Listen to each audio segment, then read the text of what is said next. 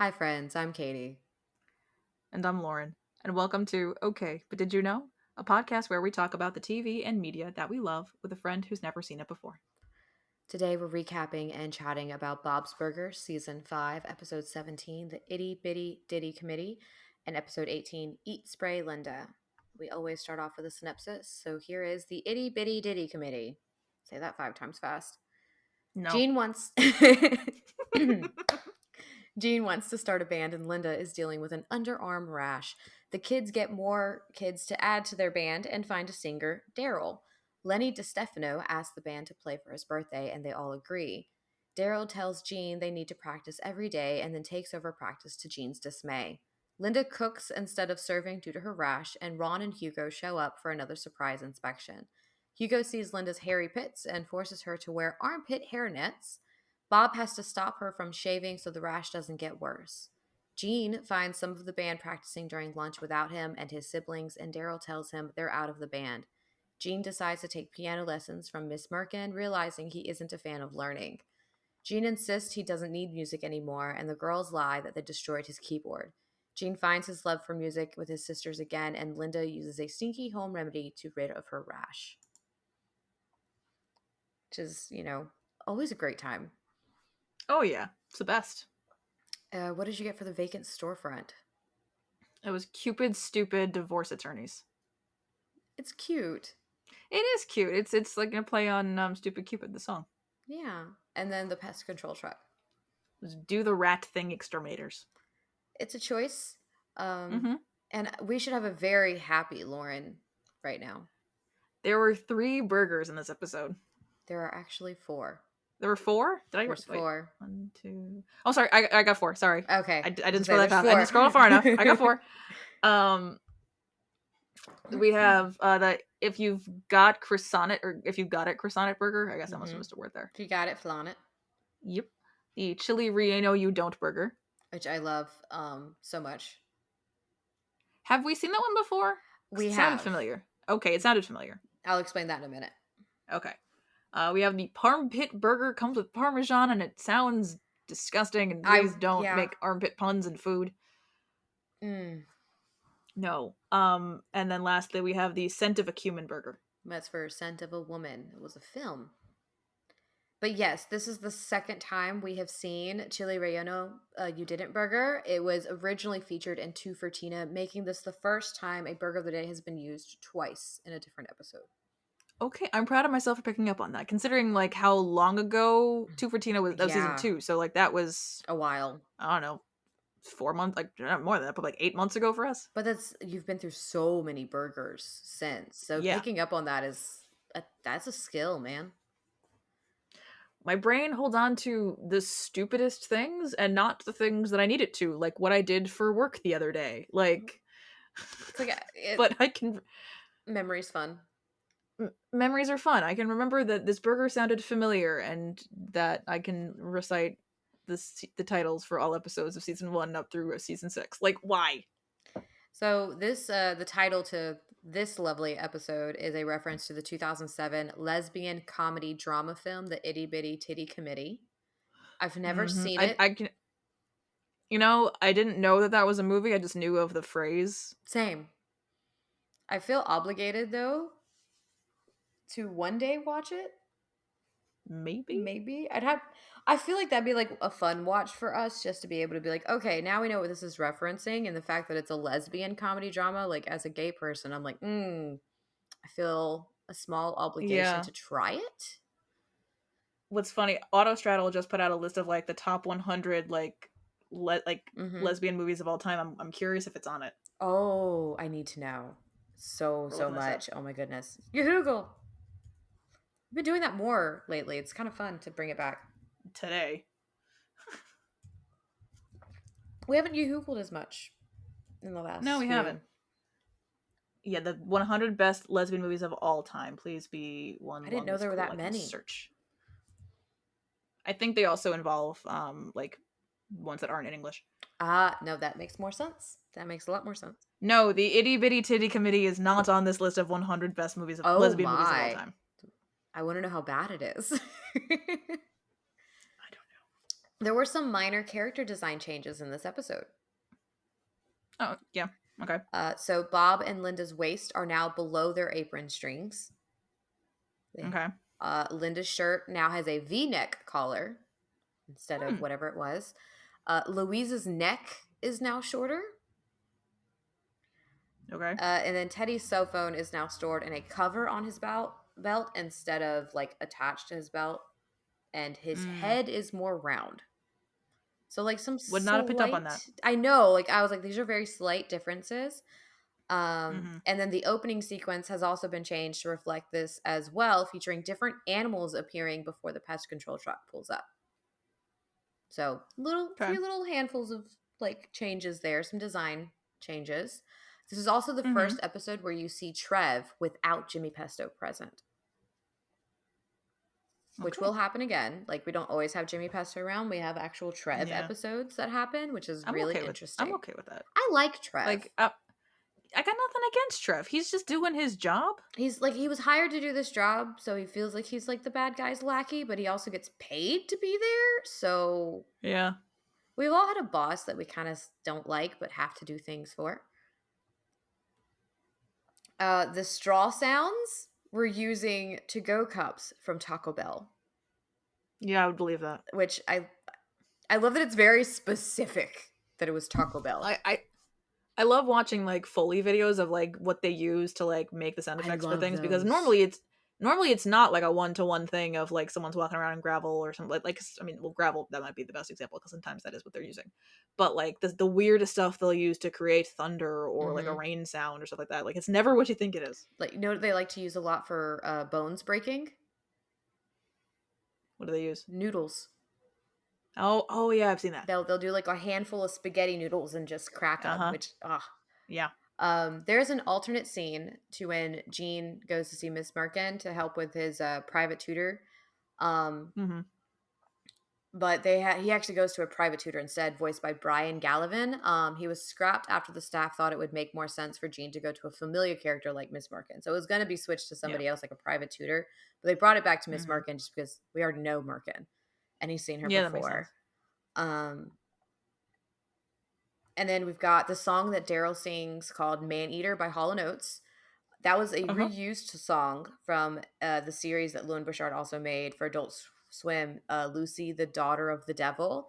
From the intro to episode 1, he's not the Messiah, he's a DJ. So this was another time that Lauren Bouchard Mm. used something in multiple shows because he tends to do that quite often.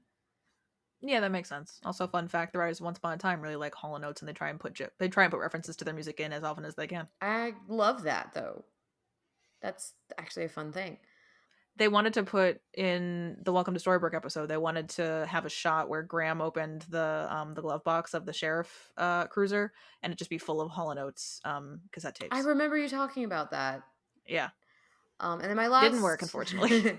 my last fun fact is that Peter explains to Gene that he only knows 3 chords, a possible reference to the Cheech and Chong song "Earache My Eye." Hmm.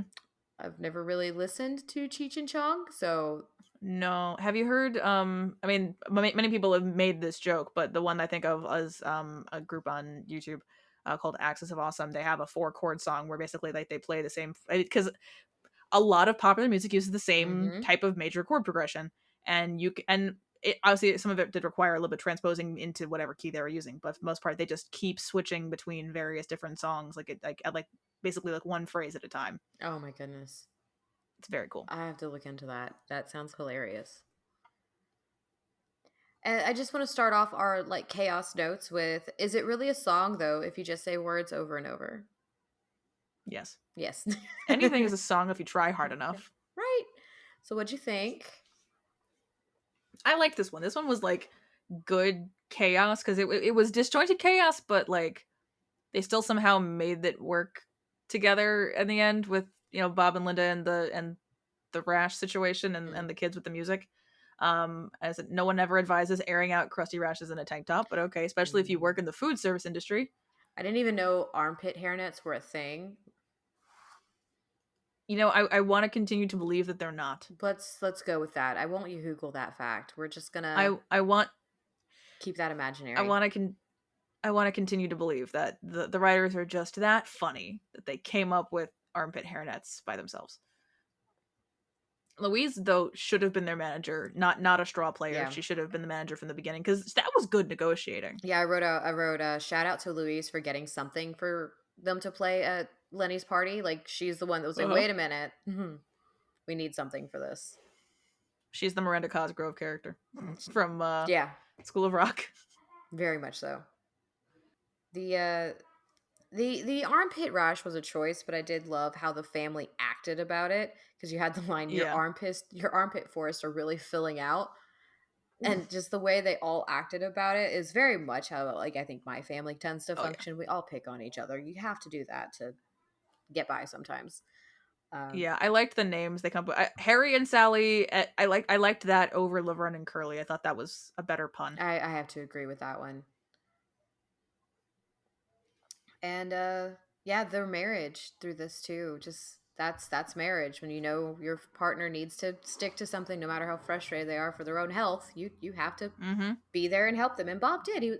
I feel like that's kind of like the theme of this episode. What it really actually is like family all being there for each other because Bob's there Yeah. for Linda through her rash, and then Tina and Louise do what they can because they're the A team Mm-hmm. Yeah. to to help Gene get his love back for his music and not be too hurt over what Yeah. happened. Yeah, because like I mean it's what you about expect when this kind of thing, these kinds of episodes happen. That like, obviously they're going to kick them out of the band because they're doing better and the Belchers not so much. But I did like that, like for at least for a little while, Gene's trajectory was letting the spirit of competition fuel his musical education because like for not being able to really read music or do Mhm. anything else musical theory wise, he's very talented. Oh, very. Like there's merit in knowing how actual music theory works, but that really depends on who you end up working with because like a lot of people are self-taught with Mhm. a lot of their music, and like some people only learn guitar using tabs, and like I same with my ukulele. Like I only ever because I those who do not know I play the ukulele. I don't play it in public anymore, but I do. Um, and a lot of that I learned that off of tablature. I didn't learn that off of sheet music and associating the frets and the strings with the exact notes. I can read sheet music because Mhm. I was in chorus and an orchestra in elementary school, and throughout I was in theater all throughout college, but like I never really equated ukulele playing with that type of musical theory. I was using more tabs and stuff to learn chord formations and finger picking patterns, and it's just a different skill set. You Oh just have to yeah. know who you're working with to figure out which skill set to use. Which I find interesting because I did a lot of choir and different things. I did like state level stuff all in choir as well. But of course, one of those Hmm. challenges is sight reading, and sight reading is not easy. Um, I hate sight reading. I've I was never good at it. I can take any note if I hear like because of course you always use the piano and choir when I was younger. I Hmm. could pick up the note if I heard it. Yep. I'm great at that. I still do that to this Hmm. day. I still cannot read sight music. I can't like I hate sight reading. It's the absolute worst. No, it's the worst. That's the only way that I learned. Like this, I say about everything that with Yeah. like the voiceover videos that I do or the song covers that I do.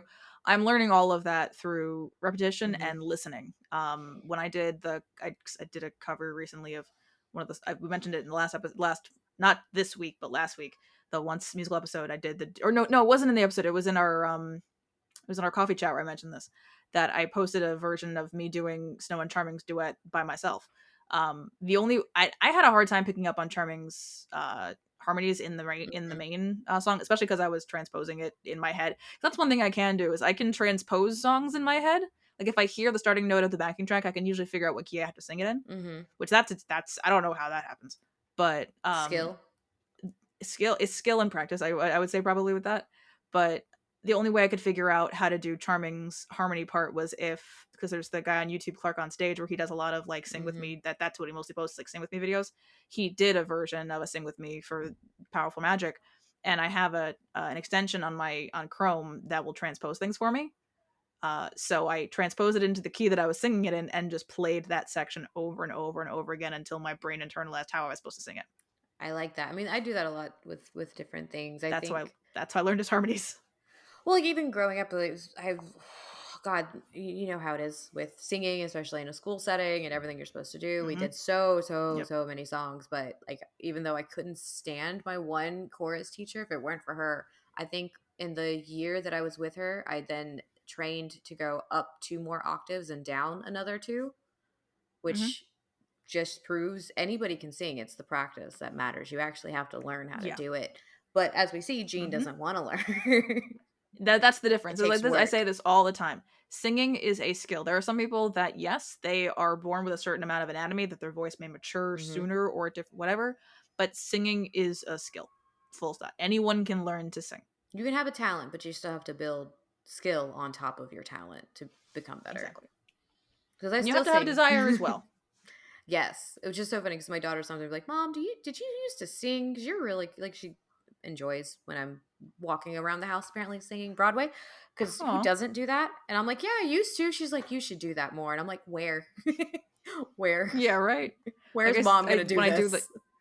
right when I do the singing lives on the once accounts, and I say sometimes that's predominantly what I do at this point because I never have the spoons to actually talk to people anymore. Hmm. It's just like, give me a song. If I can do it, I'll sing it.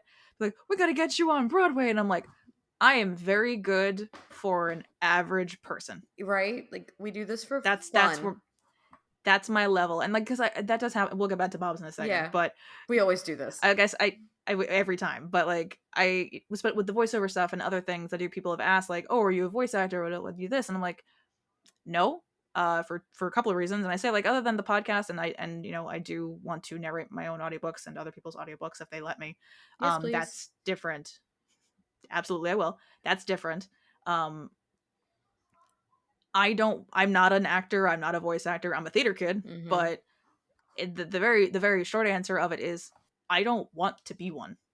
Like people see like this is something that like you're good at or something that you have fun with or something like you gotta make money on that. You gotta be doing this for like for Hmm. your job. And I'm like, no, I I really, don't actually. I have a day job that I'm good at, that I like, that pays me fairly, that treats me well, yep. which I'm very fortunate, very lucky, and that affords me the mental energy to do the things that I enjoy, whether I make money off of them or not. The most I could see us ever doing is like if we got to go onto a passion project for Hmm. one run, one Yeah, episode, one thing, just for yeah. fun. We are not reoccurring events. This is a No, passion project. We'll do this for fun, and that's about it. Like, that's as far as I could exactly. see either of us going into something like that. Like I've submitted auditions to like people that are like have open calls like for like Hmm. a video game or for like a short. I've done that Oh, before, but that'd just be like fun. nothing's come out of that, obviously. But it's been fun. This is something, again, we will get back to Bob's in a second, but this is something that came from one of like the not oldish, once upon a time panel events. Was Barbara Hershey said this Hmm. to a bunch of the other actors about auditioning. She's like, when you audition, how long it takes you to create the self tape, or if you're in the room, you get to play that part for however long it takes you, and that's a good mentality to have. Oh, It's not yeah. like I hope I get the job, I hope I do this. It's even if this is all that it is for those 15 minutes, you get to play that part and you get to play it however you want, and that's a good mindset to have when it comes to It's a auditioning. great mindset. Thank you, Barbara Hershey. Yay. We love Barbara Hershey. We do. So, what are your other thoughts on the Itty Bitty Ditty Committee? How many times have I said that now? Oh my God. I should have had a counter going. Well, one of the lines that I pulled out was, "Now I can focus on my solo straw stuff, like drinking liquids." That's a good one. Oh my God. Why did I write that down? That was a good one.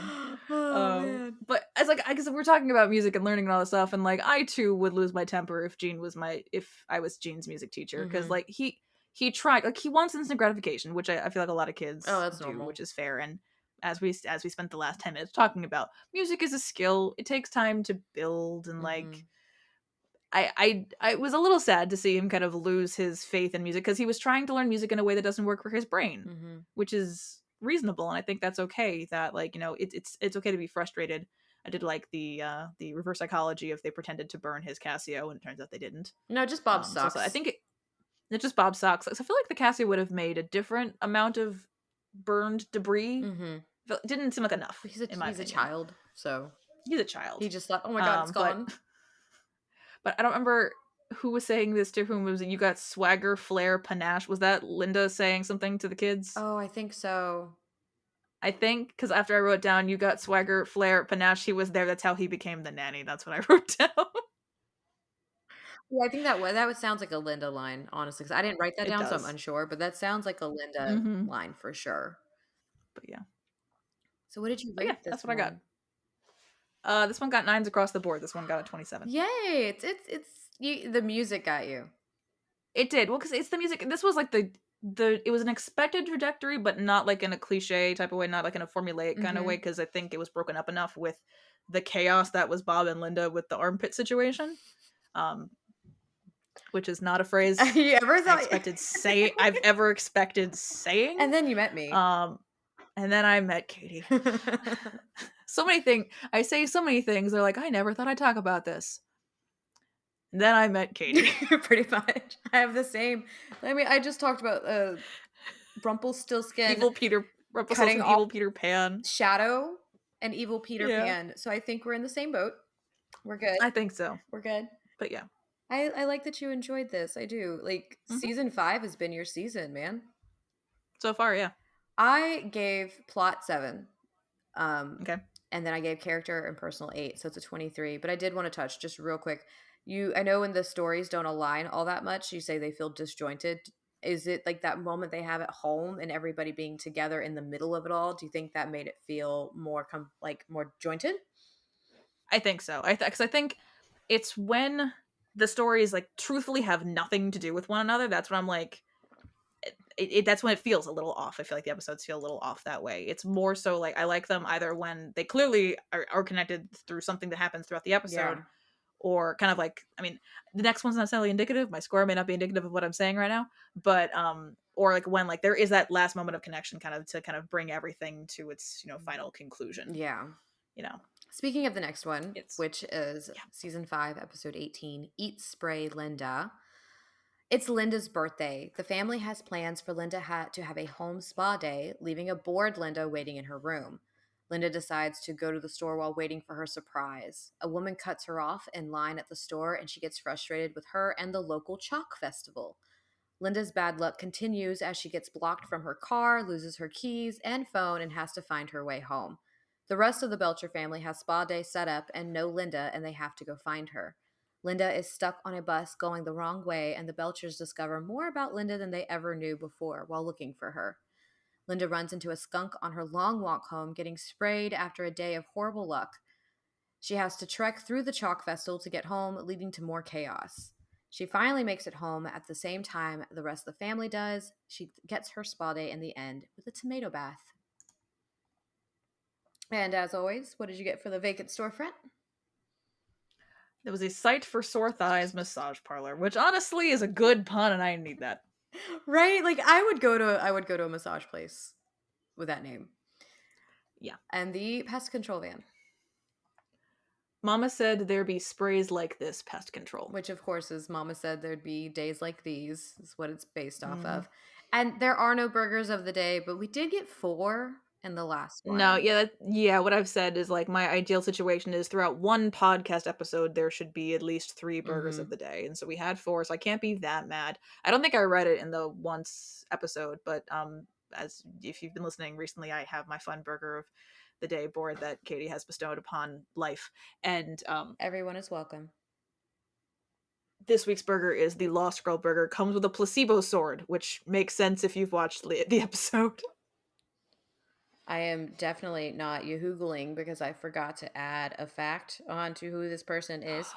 I didn't do that at all. No, so oh no, Deirdre is voiced by Drew Droege, and I was like, wait a minute, what has this person been in? Let me look that up real quick. Who is that? Oh, I don't know what any of these are. Oh my goodness, I don't know what these are. There's some interesting. Game of Thrones is on the list. Okay, is a lot of voiceover work? I'm like it looks like live work, but I don't recognize any of these. They could be like YouTube things, because sometimes if like depending on how those are created, those do get credited on IMDb. There's one called The Extinction of Fireflies. Okay. Looks like quite Sassy Pants. I'm not sure what that is either. Looks like a lot of gay media is where I'm coming from. It looks like a lot of based on gay media. Based on the voice, I would have assumed that. Yes. So I apologize for not doing that. But did you figure out who the hotel security guard is? No. It's Jordan Peele. I had a feeling you were going to tell me that. It's always Jordan Peele. It's always Jordan Peele. The voice sounds a little too familiar. It's apparently always Jordan Peele.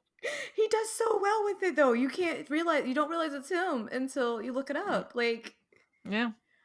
this was of course a play on Eat Pray Love, which was a Mm-hmm. memoir from like 2006, and of course the movie had Julia Roberts in it. I've never read or watched it, not a day in my life. Nope. So this episode was originally meant to be Mother's Day themed, but was changed to focus on Linda's birthday after some uncertainty over when the episode would air. So this was originally going to be Mm. Mother's Day. I kind of like that we did Linda's birthday because Yeah. as a woman, I know I'm not Linda in her 40s, but as someone who just entered her 30s, I understand the sentiment Linda has around her birthday. Mm-hmm. Um, this episode's actually more fun when she learns some of these things. This Mm-hmm. episode takes place on June 3rd, as Tina inadvertently mentions that Linda's birthday is on this date and the kids rob a train. So this Mm-hmm. has to be on June 3rd, after what she Yep. said. The dishwashing liquid in the Belcher's kitchen is branded Down, a parody of Dawn. This is the first time in the series that the label has been seen in such high detail. So they're adding more Okay. detail to the show now. I like some animated Greeking.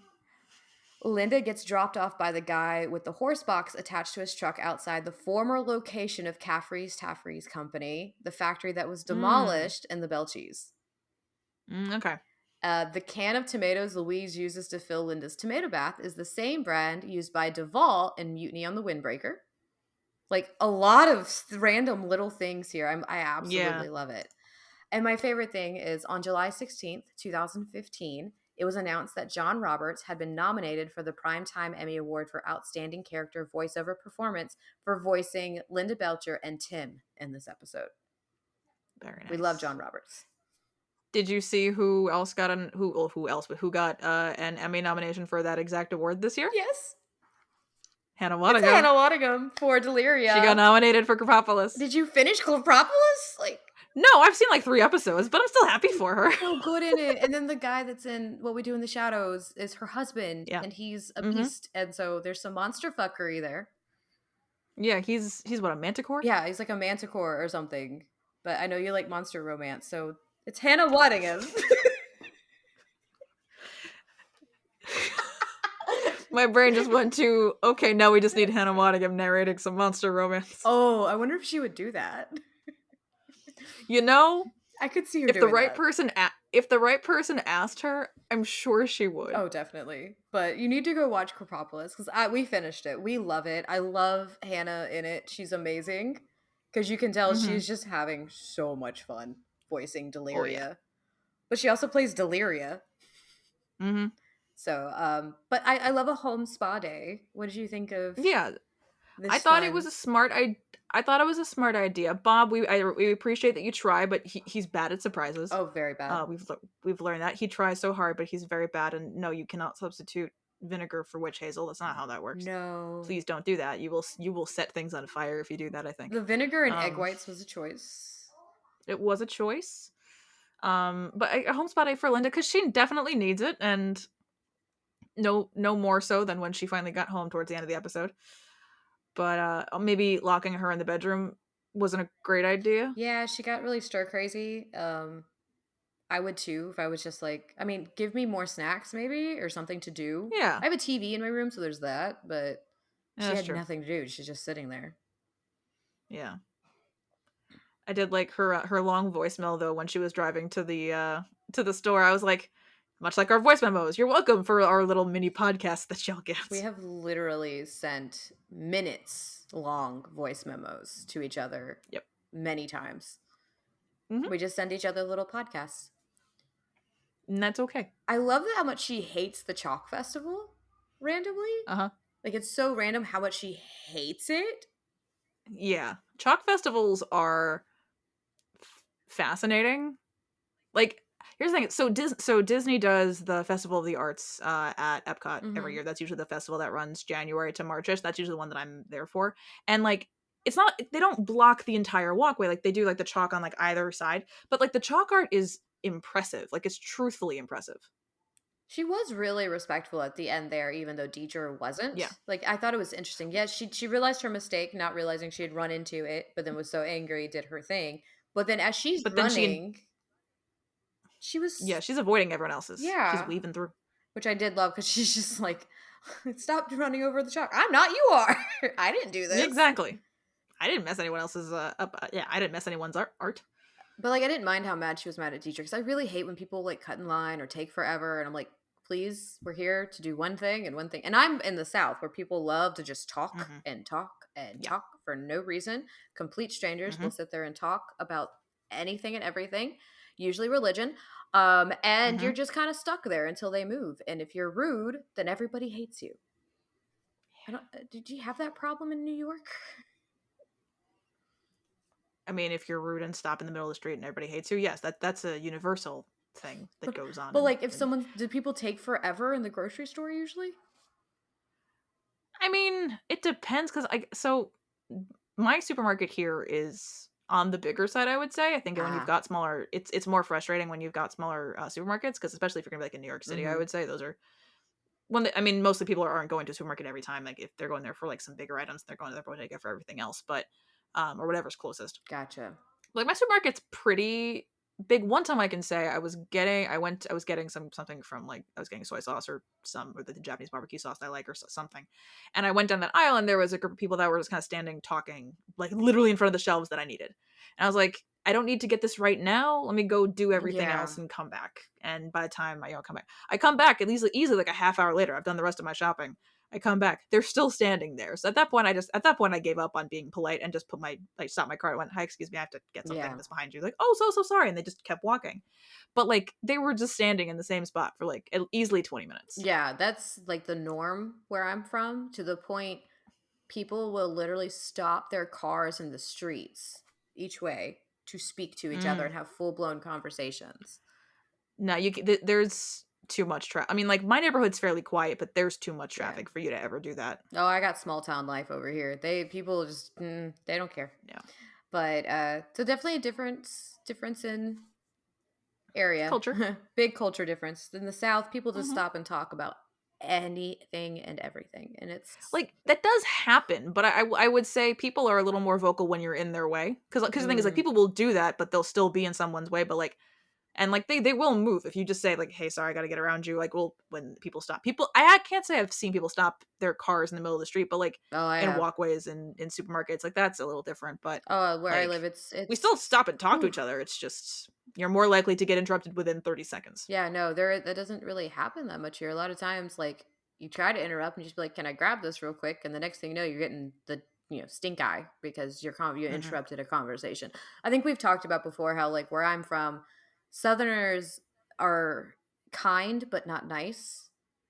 And new like, I think well yeah because like Southerners I would put in the same vein of like of West Coast of yeah Yeah, of being nice but not kind. is that the way we said it? I couldn't Yeah, remember. you should be nice but not kind because New Yorkers East Coast is kind but not nice Mm-hmm. because like I'm not like 'cause the joke is like if you're like in like I think the joke is if you're in California or the South, whatever, like, and someone sees that you've got a flat tire, like, oh man, it's flat tire, it's so like that's a bummer, and then Yeah. walks away. Like they like they're nice to you, but on like the West Coast, on the East Coast, like someone sees that you have a flat tire and you can't change, like you can't change a fucking tire. What's wrong with you? Get out And of the then way. they'll Let me do do it it for you. for you.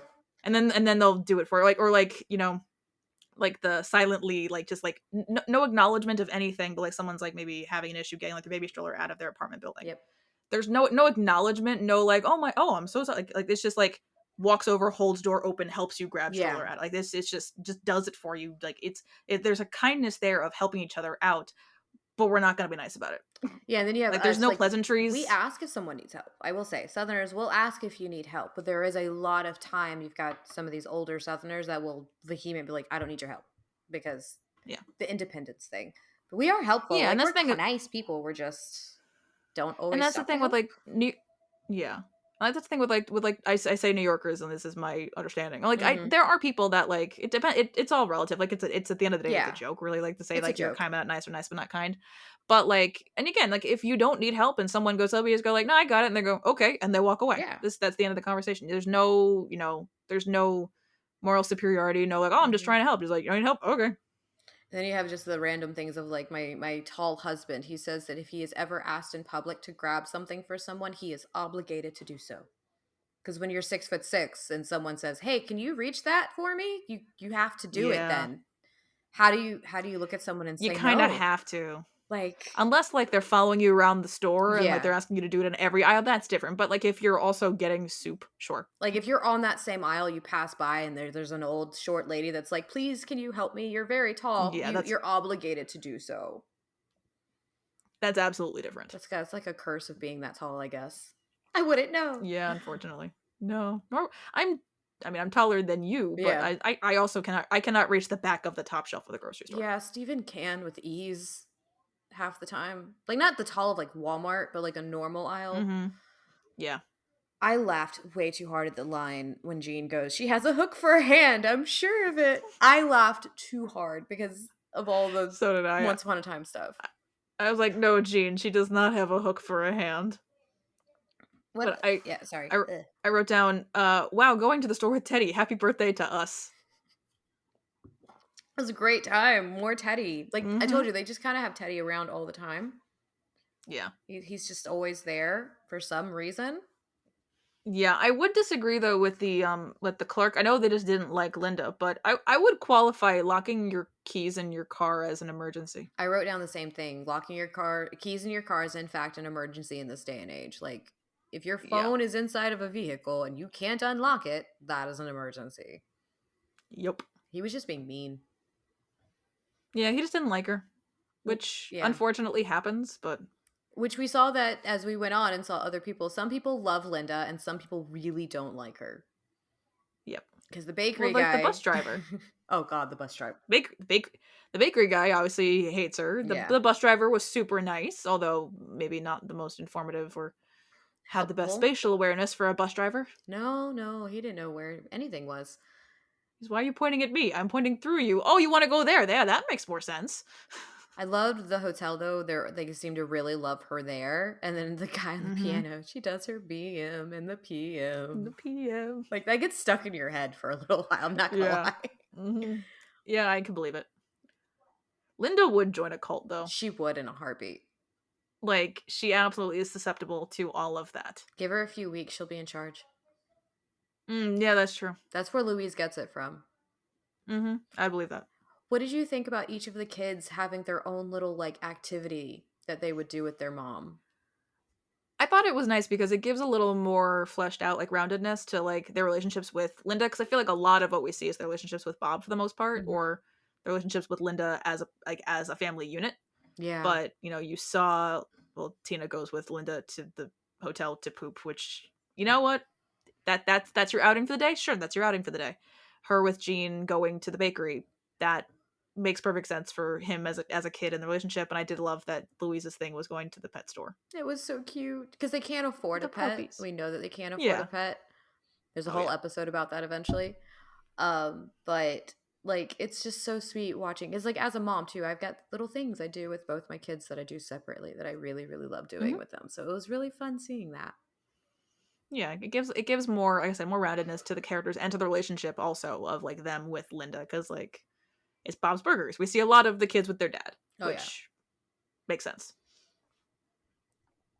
I think one of my favorite lines though was "I'm gonna Charleston on your face."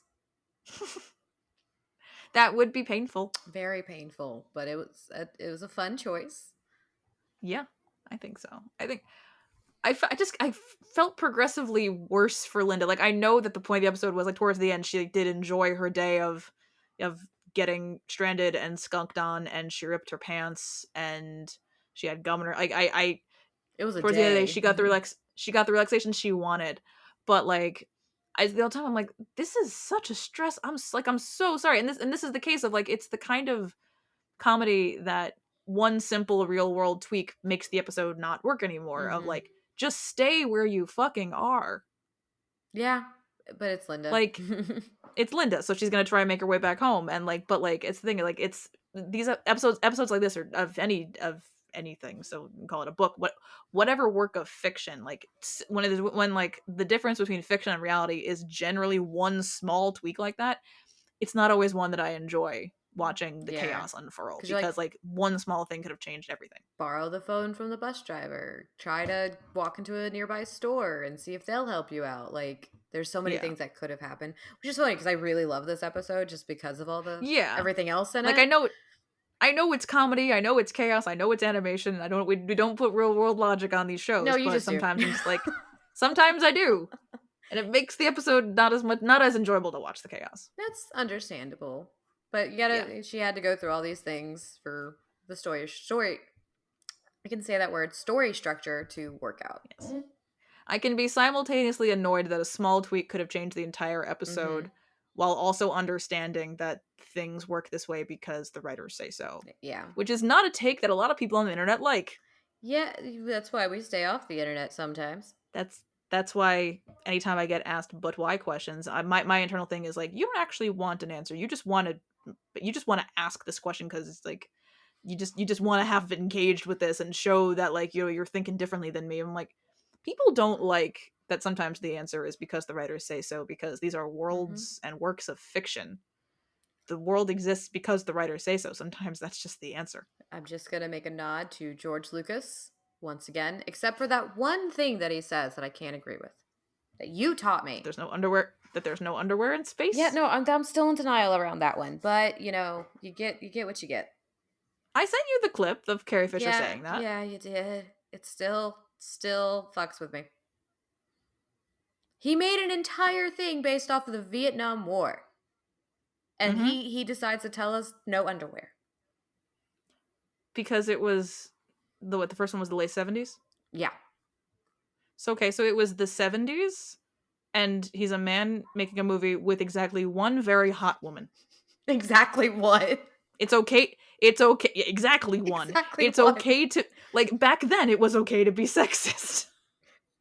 Oh my god. Because I can almost guarantee you, Harrison Ford and Mark Hamill, I can almost guarantee you they got to wear underwear. Oh, I've definitely.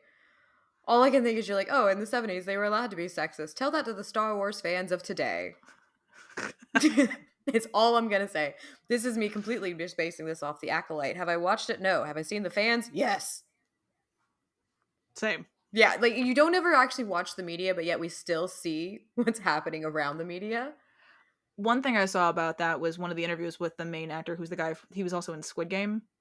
I think the one of the actors in Acolyte. He's a Korean actor. I know that. One of the guys, it may not be the same guy. He was also in oh my god, The Good Place.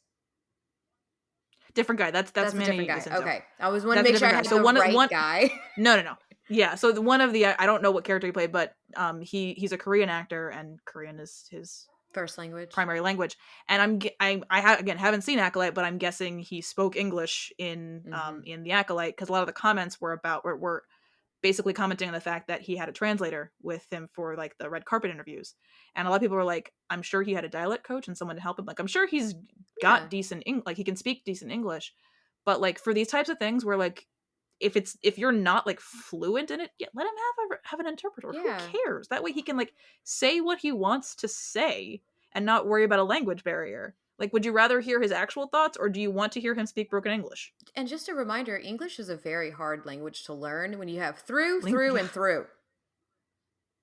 There's many different ones. Like, you have so many different words that mean all different things spelled differently. The English language is hard.